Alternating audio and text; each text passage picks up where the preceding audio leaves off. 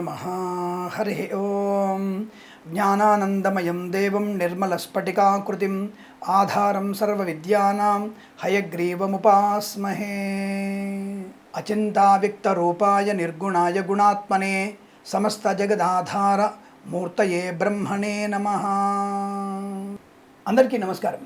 2024 August మాసంలోని మాస ఫలితాలు నేను చాలాసార్లు చెప్తూ ఉంటాను. నేను ముందు మాటగా కొన్ని మంచి మాటలు చెప్తూ ముక్కుసూటిగా వ్యవహరించే తత్వనాథ్ అనే విషయాన్ని చెప్తున్నాను. కొద్దిమంది దానికి 15 మినిట్స్ తర్వాత ఈ రాశి, 5 మినిట్స్ తర్వాత ఈ రాశి, సోది ఎక్కువైందనేటువంటి అనేక విషయాలు అందరూ కూడా చర్చిస్తూ ఉంటారు. ఒక మంచి మాట చెప్తున్నప్పుడు వినడం అనేది చాలా మంచిది. విలువైనటువంటి మాటలు వినడం వల్ల ఒకళ్ళలో మార్పు వచ్చినా సరే మంచి ఫలితాన్ని పొందినట్టు. అంటే నేను చేసేటువంటి ప్రయత్నంలో శుభయోగాన్ని పొంది. కాబట్టి మీరందరూ కూడా నేను చెప్పేటువంటి విషయాల్ని ముందుగా వినండి. ముఖ్యంగా ఈరోజు నేను 2 విషయాల గురించి చెప్పదలుచుకున్నాను. ఏమిటంటే, నేను గత నెల రోజులుగా నేను చూసినటువంటి పేపర్లో చూస్తున్నప్పుడు డ్రగ్స్ గురించి ఎక్కువగా మనకి ఈ గంజాయి గురించి, డ్రగ్స్ గురించి ఎక్కువగా పేపర్లో చూడడం జరుగుతుంది. మొన్న ఆ మధ్య నేను పేపర్లో, నాకు తెలిసి జూలై 3వ తేదీ అనుకుంటా, నేను పేపర్లో కొంతమంది వైద్య విద్యార్థులు గంజాయి తాగుతూ పట్టుబడ్డ విషయాన్ని మనం పేపర్లో చూసాం. ఈనాడు పేపర్. అది ఎంత అసహ్యకరమైనటువంటి వార్త అంటే, ఒక రకంగా జుగుప్సాకరమైన, ఒక వైద్య వృత్తిగా భగవంతుని స్వరూపునటువంటి వైద్య విద్యార్థులు తాము చేసేటువంటి పొరపాటు, ఆ మద్యపానము, డ్రగ్స్ తీసుకోవడం, గంజాయి పీల్చడం వల్ల వాళ్ళు రేపు భవిష్యత్తులో మరి వైద్యులుగా మారితే వాళ్ళ పరిస్థితి ఏమిటి? నాకు అప్పుడు ఒకటి గుర్తొచ్చింది. ఒక సినిమాలో ఎప్పుడో అనుకుంటా నేను, ఏదో సినిమా ఉంది, దాని పేరు ఎవరు, మన విజయ్ దేవరకొండ సినిమా అనుకుంటా. ఆ మధ్య డాక్టర్గా ఉండి మందు కొట్టి దానికి ఆపరేషన్ చేసేయడం. సో ఈ సినిమా ప్రభావం కూడా కొంత నేను అనుకుంటున్నాను. అంటే నేను సినిమా వాళ్ళని తప్పనట్లేదు, చూసే మనది తప్పు. సో అక్కడ బట్టలు ఇప్పుకొని అమ్మాయి ఉండవచ్చు, కానీ నాకు చూడడం తప్పు. ఇది సమాజం చెప్తుంది. ఇప్పుడు బట్టలు ఇప్పుకోవడం తప్పే, అది చూడడం తప్పే, అనుభవించడము తప్పే. ఈ విషయాన్ని నేను స్పష్టంగా చెప్పడం. ఇక్కడ నేను చెప్పొచ్చే విషయము, అటువంటి వైద్య వృత్తి స్వీకరించబడినటువంటి పిల్లలు గంజాయి స్వీకరించి డెకాయిట్ లాగా మారిపోయి, అంటే కొన్ని కళాశాలల్లో మద్యపానం, ధూమపానం.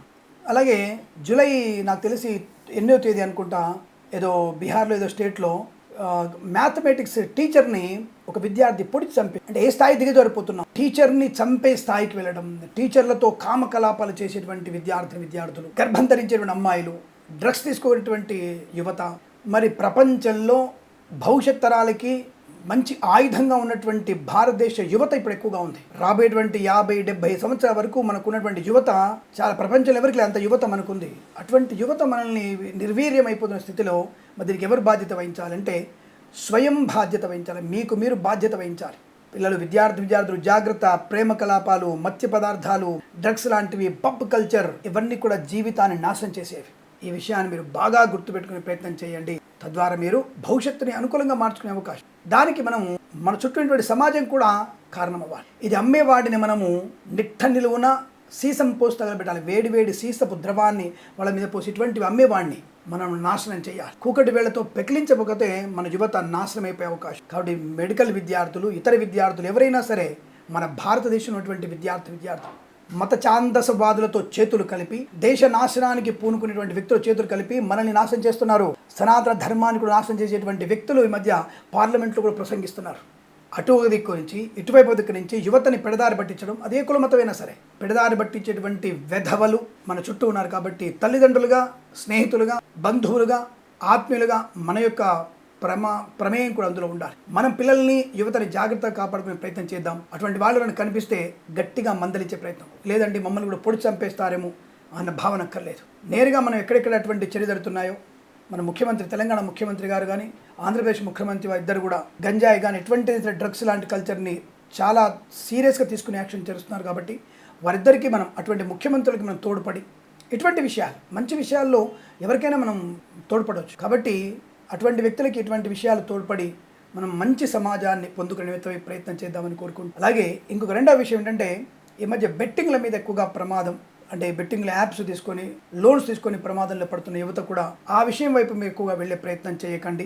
ఆ బెట్టింగ్లు అనేవి మీకు ప్రమాదాన్ని, కుటుంబ పరువుని నాశనం చేసే అవకాశం. షేర్ మార్కెట్లో స్పెక్యులేషన్లో అత్యుత్సాహంతో ఓవర్గా పెట్టుబడి పెట్టకండి. దాన్ని వ్యాపారంగా చూడండి. రోజు 100 రూపాయలు పెట్టారా, రోజుకు 500 పెట్టారా, పర్వాలేదు. తప్ప దాని రోజు 10 లక్షలు, 5 లక్షలు పెట్టేసి నష్టపోయేటువంటి ప్రమాదాన్ని కొనసాగించకండి అని తెలియజేసుకుంటూ ఇటువంటి మంచి మాటలు విన్నందుకు మీ అందరికీ కూడా సహృదయపూర్వక కృతజ్ఞత తెలియజేసుకుంటూ సమాజ నూతన ఆనందకరమైన సమాజాన్ని ఏర్పాటుకి మీ అందరి సహకారం అందిస్తారని, అలాగే ఇటువంటి మంచి విశేషాలు చెప్తున్నందుకు మన ఛానల్ని మీరు తప్పక సబ్స్క్రైబ్ చేయాలని కోరుకుంటూ ఇక మనం రాశి ఫలితాల్లోకి వెళ్ళే ప్రయత్నం చేద్దాం. ఈరోజు మేషరాశి వారి ఫలితాలు అనగా ఈ మాసంలో మేషరాశి వారి ఫలితాలు ఎలా తెలుసుకునే ప్రయత్నం చేద్దాం.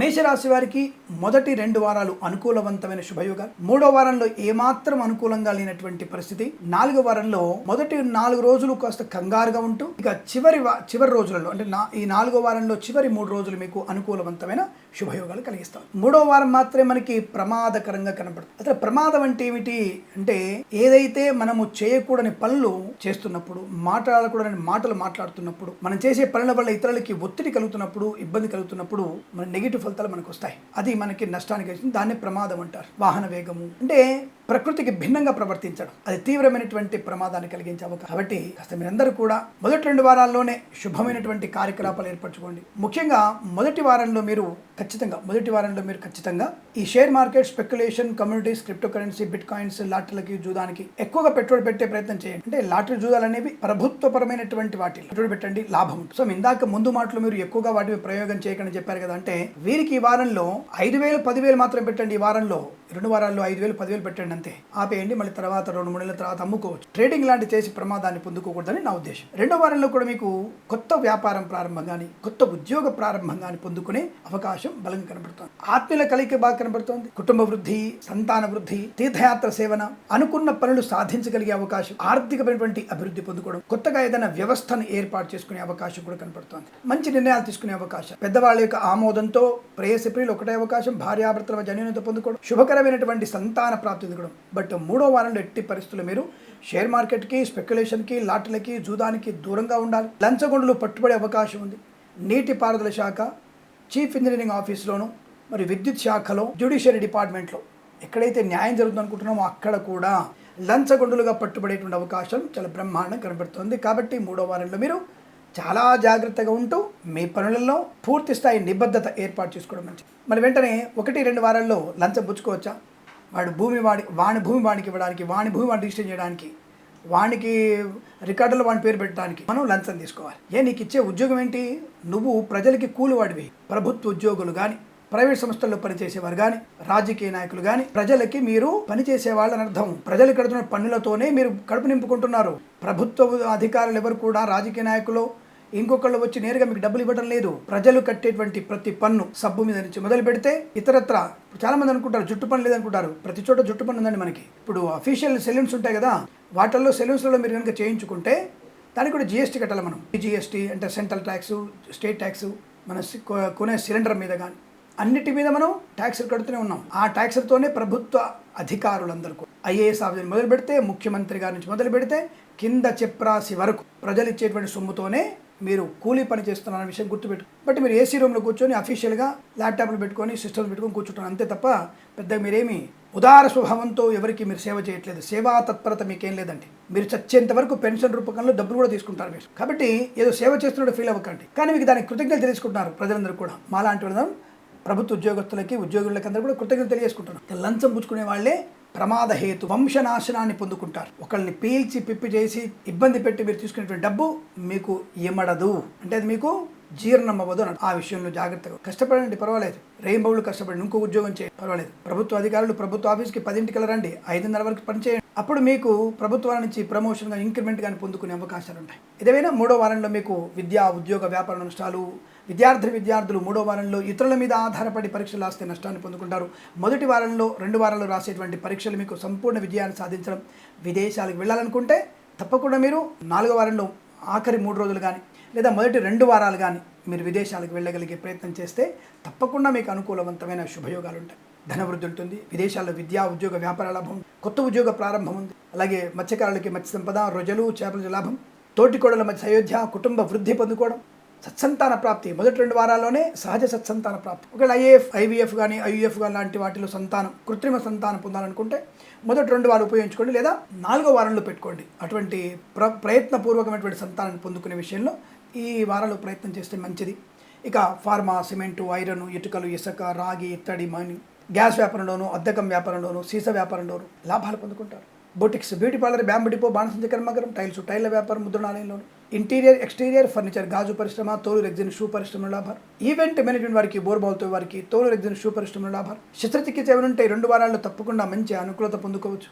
మధ్యవర్తిత్వం నుంచి బయటపడడం, లోన్ సౌకర్యాన్ని పొందుకోవడం, నూతన గృహయోగము, స్థలయోగము, వస్తు లాభము, ఆటోమొబైల్, ఎలక్ట్రానిక్, ఎలక్ట్రికల్, విద్యాలయ, వ్యాయామ, చిట్ ఫండ్, ఫైనాన్స్, స్వర్ణకార వ్యాపారస్తులకి లాభాలు పొందుకోవచ్చు. ఆనందకరమైన సంపద బాగా ఉంది. ప్రతి విషయంలో కూడా మీరు అనుకుని సాధించగలిగినటువంటి మంచి శుభమైన మాసంగా చెప్పవచ్చు. ఆనందపూర్వకమైన పండగ వాతావరణం ఇది. తొలుత పండుగ వచ్చేటువంటి రోజులు ఇవన్నీ కూడా. కాబట్టి అనుకూలవంతమైనటువంటి ధనధాన్య వృద్ధి, శుభయోగాలు, రైతన్నలకి పంట లాభం. ఏమండి వర్షాలు బాగుంటాయి అన్నారు, వర్షాలు బ్రహ్మాండంగా పడుతున్నాయి. బట్ కొన్ని ప్రాంతాల్లో లోటు వర్షపాతం కనపడుతుంది. కొన్ని ప్రాంతాలు ఉత్తర భారతంలో అయితే పూర్తిగా జలాశయాలు నిండిపోయి వాళ్ళు ఏం చేసుకోక వదిలేస్తున్నారు వాటి. కాబట్టి మనం వచ్చే నీటిని సంరక్షించుకుంటే చాలా మంచిది. నేను జూలై 10వ తేదీ పేపర్లో చూసాను అనుకుంటా. ఈ కొన్ని ప్రాంతాల్లో, తెలంగాణ, ఆంధ్ర ప్రాంతాల్లో ఈ నీటి మట్ట బాగా కిందికి పోయినట్టుగా మనకి చూపించింది. గత 2023 సంవత్సరం కన్నా 24 సంవత్సరంలో నీటి మట్టాలు బాగా తగ్గిపోయినాయి అని చెప్పబడింది. బట్ మనం నీటిని సంరక్షించుకునేటువంటి బాధ్యత తీసుకోవాలి. భాగ్యనగరంలో కొన్ని వీధుల్లో ఇంకుడు కొందరు కట్టారు. బట్ దాన్ని సంరక్షించేటువంటి వ్యక్తులు ఎవరు లేరు. కాలనీ వాళ్ళు కానీ ఎవరు కూడా దాంట్లో ఆ ఇంకుడు గుంతలలో చెత్తాచెదారం వేసి నింపేస్తున్నారు. దయచేసి మనం మనుషుల్లాగా ప్రవర్తిద్దాం.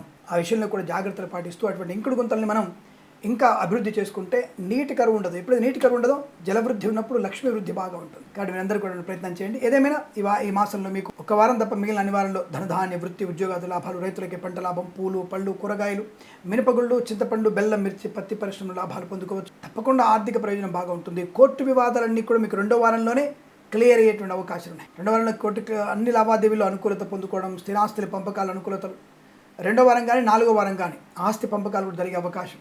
ప్రభుత్వ, ప్రైవేట్ సంస్థల్లో ఉద్యోగ లాభం, విదేశీయాన ప్రాప్తి. 2వ వారంలో ఖచ్చితంగా మీకు విదేశీయాన ప్రాప్తి ఉంది. వీసా సౌలభ్యాన్ని పొందుకుంటారు. IELTS, GRE, TOEFL, SAT, GMAT లాంటి పరీక్షల్లో అనుకూలవంతమైన శుభస్థితి. వాహన యోగము, డ్రైవర్లకి, పెయింటర్లకి నుంచి లాభం, మత్స్యకారులకి మత్స్య సంపద, రొయ్యలు, చేపల చెరువులకు అభివృద్ధి పొందుకోవచ్చు. 3వ వారంలో దాదాపుగా ఈ మత్స్య సోదరుడు అంటే మత్స్యాలు పట్టేటువంటి జాలర సోదరులందరూ కూడా, అంటే జాలరీలు అందరూ కూడా సముద్రంలోకి వెళ్లకుండా ఉంటే మంచిది అని గుర్తుపెట్టుకోండి.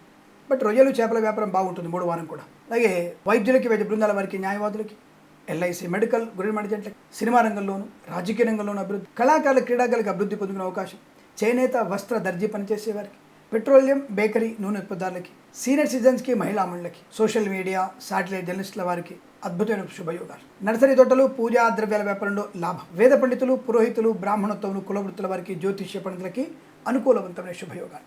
ఈ మాసంలో 78% చాలా బాగా ఫలితాలు కనబడుతున్నాయి. జస్ట్ మనకి 22% నెగిటివ్ ఫలితాలు ఉన్నాయి. బట్ మనం జాగ్రత్తగా అడుగు తీసి అడుగు వేసి పెద్దల మాటలు వింటే శుభయోగము, సుఖయోగము, ఆర్థిక లాభము, విద్యా, ఉద్యోగ, వ్యాపార వృద్ధి పొందుకునే అవకాశాలు బలంగా ఉంటాయి. కాబట్టి ఈ మాసం, ప్రతి మాసం కూడా మీకు ఆనందమయ, అదృష్టాది, శుభయోగాల పరంపర పొందాలని కోరుకుంటూ సర్వేజన సుఖినో భవంతు. ప్రేమతో మీ కిరణ్ శర్మ. స్వస్తి ప్రజాభ్య పరిపాలయంతాం న్యాయేన మార్గేణ మహిమహేషాః. గోబ్రాహ్మణేభ్యః శుభమస్తు నిత్యం. లోకా సమస్తా సుఖినో భవంతు.